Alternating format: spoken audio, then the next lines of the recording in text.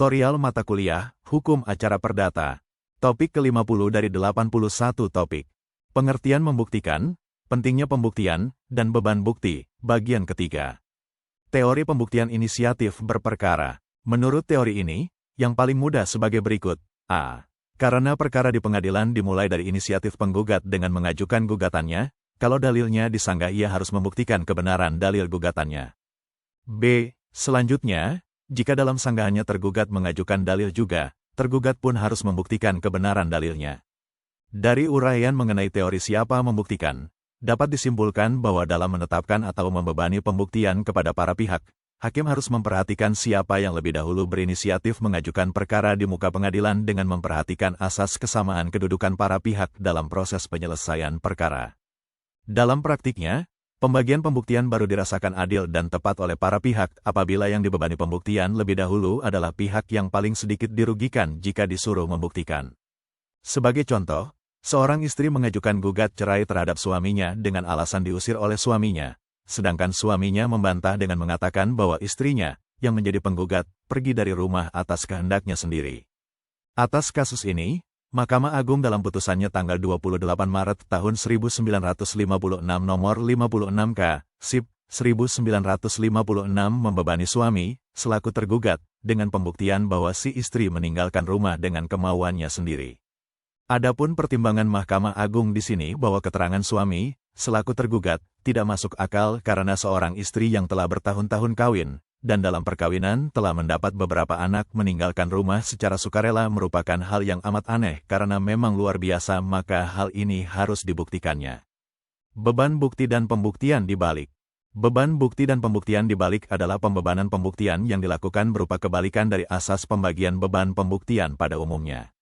Sebagaimana diketahui, asas umum pembagian beban pembuktian adalah barang siapa menunjuk suatu peristiwa. Jika dibantah, maka ia harus membuktikan kebenaran peristiwa itu. Dalam beban pembuktian dibalik, justru orang yang membantah itu yang harus membuktikan kebenaran bantahannya. Sebagai contoh, dalam hal terjadi perusakan atau pencemaran lingkungan hidup karena timbul tanggung jawab secara mutlak atau strict liability, pada perusakan atau pencemaran lingkungan, bukan penggugat yang dibebani pembuktian, melainkan pencemar, selaku tergugat. Dalam hal ini, terjadi apa yang dinamakan pembalikan pembuktian, atau shifting of burden of proof, atau beban bukti dibalik. Selain ketentuan dalam Undang-Undang Lingkungan Hidup tersebut, ada beberapa undang-undang yang juga mengatur hal yang sama, beban bukti dibalik. Ketentuan-ketentuan tersebut biasanya diawali dengan kata-kata kecuali dibuktikan sebaliknya, misalnya pasal 1965 KUH Perdata, mengenai iktikat baik dianggap selalu ada, jika seseorang mengatakan orang lain beriktikat buruk, justru orang ini harus membuktikan kebenaran perkataannya. Adapun yang mengatur atau menentukan pembalikan pembuktian itu adalah undang-undang sendiri, bukan hakim. Tentang bukti lawan, setiap alat bukti yang dikemukakan oleh salah satu pihak selalu dapat dilawan dengan alat bukti yang diajukan oleh pihak lainnya. Kecuali terhadap alat bukti sumpah, lihat pasal 156 HIR, atau pengakuan, lihat pasal 174 HIR. Contoh bukti lawan adalah tergugat mengajukan saksi-saksi yang menerangkan bahwa tergugat pada tanggal 20 Maret pukul 11 sedang berobat di Singapura sehingga terlambat mengembalikan utangnya, sedangkan penggugat mengajukan saksi-saksi yang menerangkan bahwa pada tanggal 20 Maret pukul 11 melihat tergugat sedang berada di rumah saudaranya di Bogor. Bukti lawan adalah bukti yang sama mutunya dan sama kadarnya dengan bukti. Alat bukti yang dipakai untuk memberikan bukti lawan adalah sama dengan alat bukti yang dipakai untuk memberikan bukti. Demikian pula kekuatan pembuktiannya, sama. Dalam hal diajukan bukti lawan, hakim harus mempertimbangkan alat bukti dari pihak penggugat atau pihak tergugat yang lebih kuat. Berdasarkan pertimbangan terhadap alat-alat bukti tersebut, hakim menjatuhkan putusannya. Tentang apa yang harus dibuktikan.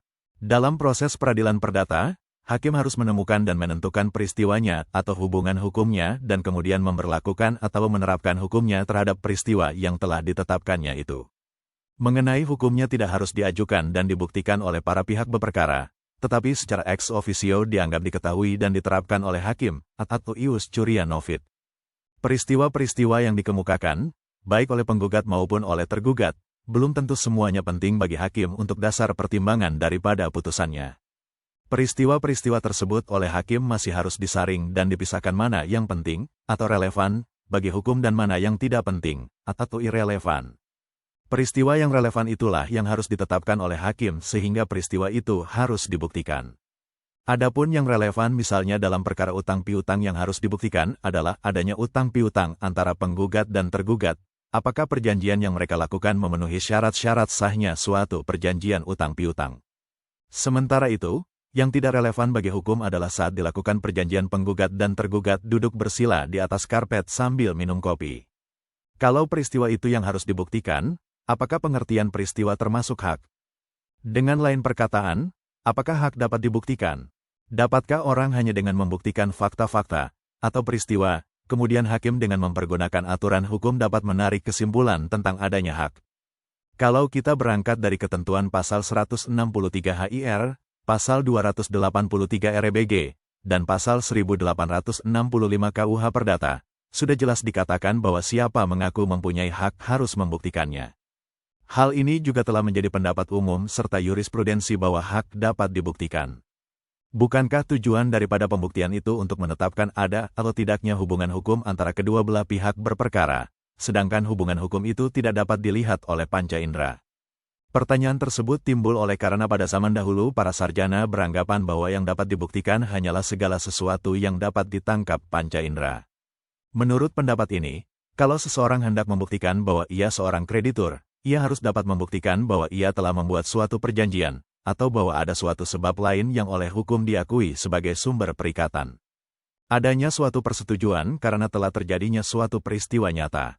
Ada saksi-saksi yang telah mendengar pihak-pihak membuat suatu persetujuan yang kemudian dituangkan dalam sebuah akta mengenai kesepakatan kehendaknya itu. Persetujuan yang dibuktikan oleh saksi atau akta adalah fakta hukum yang menurut undang-undang mengakibatkan suatu perikatan. Jadi, hakim berkesimpulan adanya perikatan dengan memakaikan undang-undang atas persetujuan yang sudah terbukti.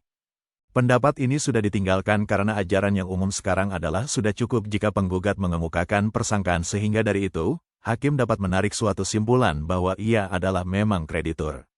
Meskipun para pihak telah mengajukan peristiwa-peristiwa yang dianggap penting, hakim dalam menetapkan apa yang harus dibuktikan haruslah memperhatikan hal-hal yang masih menjadi sengketa di antara para pihak.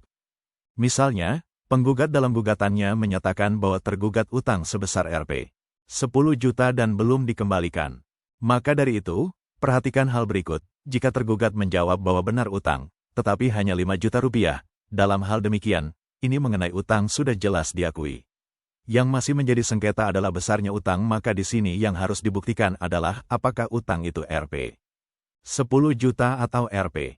5 juta. Akan berbeda yang harus dibuktikan jika tergugat menjawab tidak utang, tetapi diberi sebagai hadiah lulus sarjana. Dalam hal jawaban tergugat seperti ini, yang sudah jelas adalah besarnya uang, yaitu 10 juta rupiah, sedangkan yang masih menjadi sengketa adalah apakah itu utang atau hadiah sehingga yang harus dibuktikan para pihak adalah benar utang atau hadiah. Selain peristiwa-peristiwa atau fakta-fakta yang masih menjadi sengketa, hakim dalam menentukan apa yang harus dibuktikan juga harus memperhatikan beberapa hal berikut. A. Ada peristiwa yang tidak perlu dibuktikan. Adapun peristiwa yang tidak perlu dibuktikan sebagai berikut. 1. Dalam hal dijatuhkan putusan verstek, karena tergugat tidak datang, peristiwa yang menjadi sengketa yang diajukan dalam surat gugat tanpa diadakan pembuktian, dianggap benar. 2. Dalam hal tergugat mengakui fakta yang dikemukakan penggugat, peristiwa yang diakui ini dianggap telah terbukti sehingga tidak perlu dibuktikan. 3. Telah dilakukan sumpah, decisor, maka peristiwa yang menjadi sengketa yang dimintakan sumpah dianggap terbukti dan tidak memerlukan pembuktian lebih lanjut. 4. Telah menjadi pendapat umum bahwa dalam hal bantahan tidak beralasan atau kurang cukup beralasan atau dalam hal diajukan reverte, pembuktian tidak diperlukan dan hakim tidak boleh membebani para pihak dengan pembuktian. B. Hakim secara ex officio dianggap telah mengetahui peristiwanya sehingga tidak perlu dibuktikan lebih lanjut. Peristiwa-peristiwa itu sebagai berikut. 1. Peristiwa notoir. Peristiwa notoir adalah kejadian atau keadaan yang dianggap harus diketahui oleh semua orang yang berpendidikan dan mengenai zamannya, tanpa harus mengadakan penelitian lebih lanjut atau peristiwa yang dapat diketahui dari sumber-sumber yang umum tanpa mengadakan penelitian yang berarti, dan yang memberi kepastian yang cukup untuk digunakan sebagai alasan pembenar untuk suatu tindakan yang bersifat kemasyarakatan yang serius. Lazimnya peristiwa notoir ini diartikan sebagai peristiwa yang diketahui umum. Misalnya, Negara Republik Indonesia diproklamasikan pada tanggal 17 Agustus tahun 1945 atau tanggal 17 Agustus tahun 2011 jatuh pada hari Rabu. Itu semua merupakan peristiwa notoir, peristiwa yang diketahui oleh umum yang tidak perlu dibuktikan lebih lanjut. 2. Kejadian proses will, peristiwa-peristiwa yang terjadi di persidangan di muka hakim yang memeriksa perkara. Kejadian proses will ini dianggap diketahui oleh hakim, sehingga tidak perlu dibuktikan lebih lanjut bahwa pihak penggugat mengajukan bukti tulisan dan bahwa tergugat mengakui gugatan penggugat.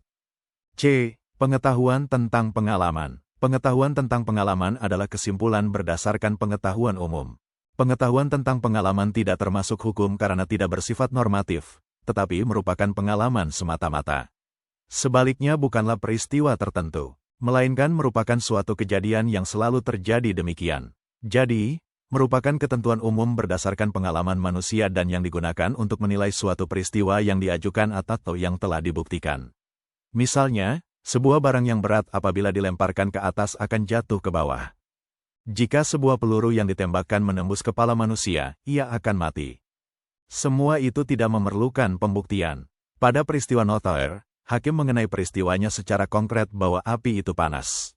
Sementara itu dalam pengetahuan tentang pengalaman hakim menerapkan suatu pengetahuan umum bahwa sepeda motor dapat berjalan lebih cepat daripada sepeda ontel. Ada peristiwa yang tidak dapat dibuktikan. Kita tidak selalu dapat membuktikan kebenaran suatu peristiwa terutama untuk membuktikan suatu negatif. Suatu hal negatif yang dapat ditandai dari kalimat yang dimulai dengan kata tidak pada umumnya tidak mungkin dibuktikan, atau negatifan non sunt probanda. Misalnya membuktikan tidak utang, tidak menerima uang, dan tidak meminjam. Mengenai hal ini, dalam putusan Mahkamah Agung tanggal 15 Maret tahun 1972 nomor 547K, SIP, 1971, diputuskan bahwa pembuktian yang diletakkan pada pihak yang harus membuktikan sesuatu yang negatif adalah lebih berat daripada beban pembuktian pihak yang harus membuktikan suatu yang positif, yang tersebut terakhir ini termasuk pihak yang lebih mampu membuktikan. Itulah topik ke-50 hukum acara perdata, yang dimaksudkan untuk membantu pemahaman mahasiswa, atau siapa saja yang ingin menambah wawasan. Untuk pemahaman yang lebih baik, putar dan dengarkan video ini berulang-ulang. Subscribe dan like, agar teman-teman mendapatkan update tutorial lainnya. Bagikan juga link video ini, agar teman lain juga mendapatkan manfaat channel ini. Sekian dan terima kasih. Sampai jumpa.